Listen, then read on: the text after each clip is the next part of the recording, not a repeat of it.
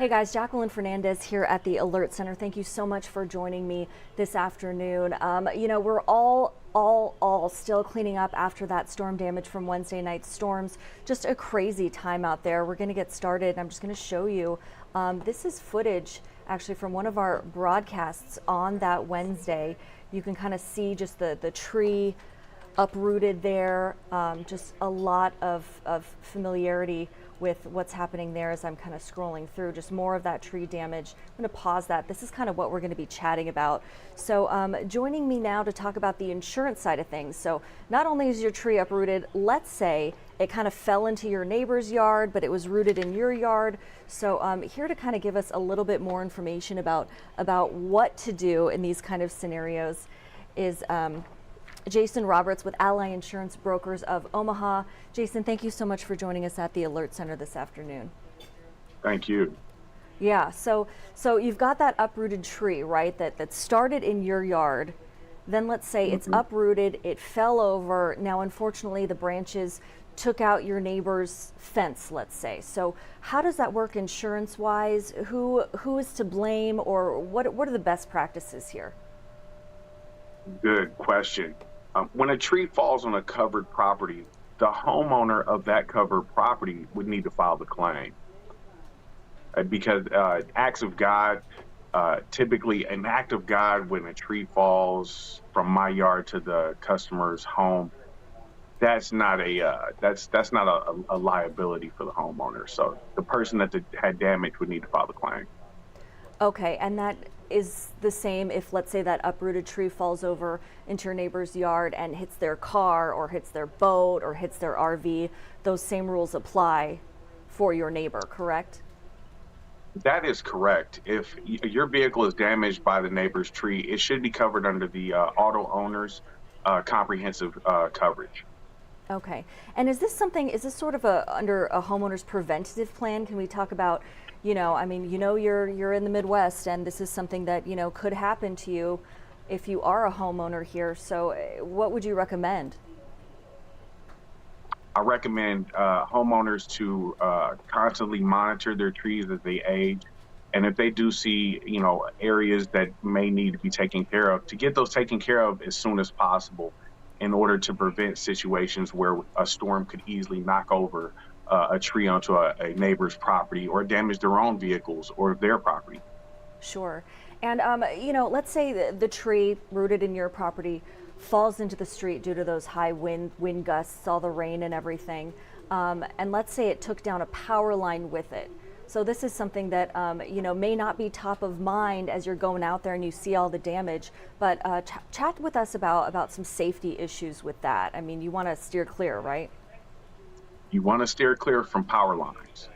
Never approach a power line. If you do see one down, you want to report that immediately. Typically, trees that fall on covered structures, the removal is covered. Other than that, a tree that would fall due to just being in age or damage from neglect, those types of situations are where you'd be probably want to make sure that the tree is taken care of before these types of situations arise. Right, yeah, that's great advice if you can. And as you mentioned earlier, I mean, just the upkeep of a tree just in general, right? I mean, we know the high winds are going to come, we know that the rains are going to come, this kind of thing. So take mind of those branches and really be proactive as you're kind of dealing with this. Is that some good advice as well? That's excellent advice. And additionally, more advice I'd like to offer is Please. every homeowner's policy typically has a wind and hail deductible. You want to make sure, I recommend getting an estimate as to if your fence is damaged, see how much it's going to cost to get fixed before filing a claim. Because too many times homeowners will just, right out file a claim and it may not meet the deductible. And that's the important part, because if you can get it fixed out of pocket, I would personally recommend doing so myself, because I'm going to have to do that with my fence. Sure. Yeah. Oh gosh. So your fence fell too? It did. It was destroyed. Oh no, I'm sorry to hear that. Yeah. So just a homeowner headache, if you will, but any other property damaged or just the fence in your case? My daughter's playset got flipped upside down. Oh man, okay. Yeah. Okay, so something that you're working on fixing, no doubt. Also, as far as filing a claim, I mean, with your neighbors, it might not be a bad idea to just, chat with them and be transparent, right? I mean, you both might be able to come up with a solution without getting the insurance company involved.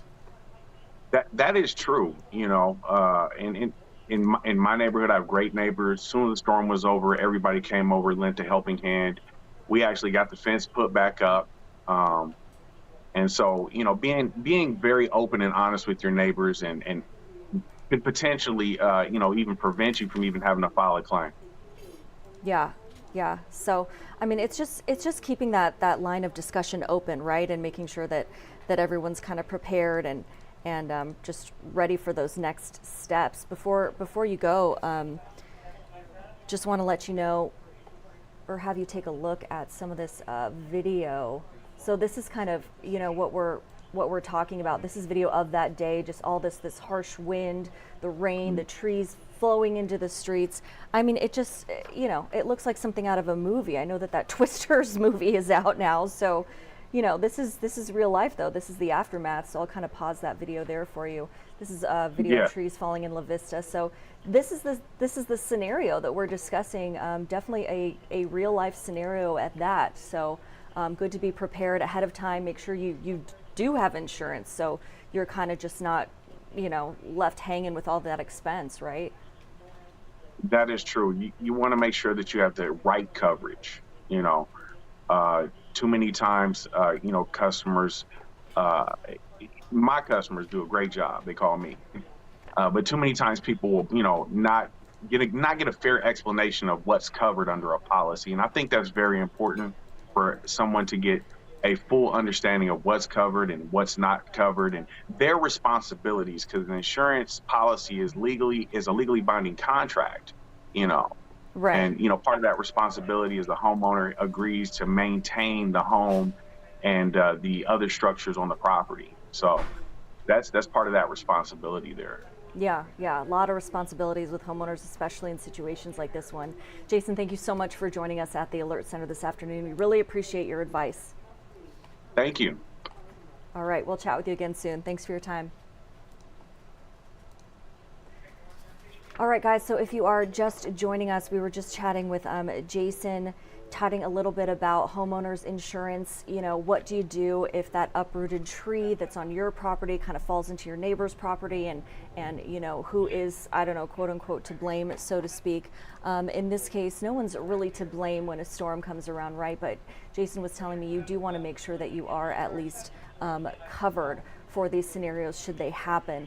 He also suggested, chatting with your neighbors. I mean, let's say the tree that's on your property takes out their fence. It's their responsibility to kind of get that cleaned up and fixed, but maybe you don't meet that deductible. So maybe it would be better served if you chat with your neighbor next door and just kind of come up with a game plan that you both feel comfortable with in moving forward. But I just want to show you this video again, just crazy video from that storm. Here's a look at the trees that were down in Elkhorn. Here's some great, actually, photos that you sent in, some viewer photos. You can always send those in to WWT.com. It looks like a structure, maybe a fence or part of a gazebo down in this photo here that was sent in to our newsroom. And look, again, we're talking about these trees down trees just all over. So a lot of cleanup efforts still taking place as we speak today. Yeah, another tree. You can kind of just take a look at all the damage from those high winds, the rain, etc. Kind of felt like a hurricane out there. And here's another just visual for you of just all that tree damage. So this is something we were chatting about with the homeowner's insurance agent Jason earlier. So what do you do? Let's say this is kind of a good example, a good visual for you. So here's this tree on the left side of your screen. I'm going to assume that the branches that are now in the middle of this person's garage came from that tree. So it looks like that the tree is on their neighbor's side. The branches fell onto their side, so they are responsible for any damage that may have caused. Again, you want to make sure that you meet that deductible before you make any choices, and it might be best practice to just chat with your neighbor about what's next, what's to come. Now, before we go, I'm going to take a quick look at our website. You can always go there for the latest information. That is WOWT.com. I'm going to refresh our site for you. So we do have a breaking banner now with some live updates. Omaha opens additional storm debris drop-off sites. So this is something that Omaha Mayor Jean Stothert was chatting about yesterday. She also said, pack your patience. This is going to take a while, right? So this isn't going to be just an overnight cleanup for you. So we do have some more photos here, and this will kind of give you a better idea of where you can go. City of Omaha set up another debris drop-off site at Alves Park, located north of 60th and Harrison Streets. So I'll kind of leave this for you to browse at your leisure. Again, just some of these great photos that you've sent in to us. Also want to take a look at OPPD's power outage map.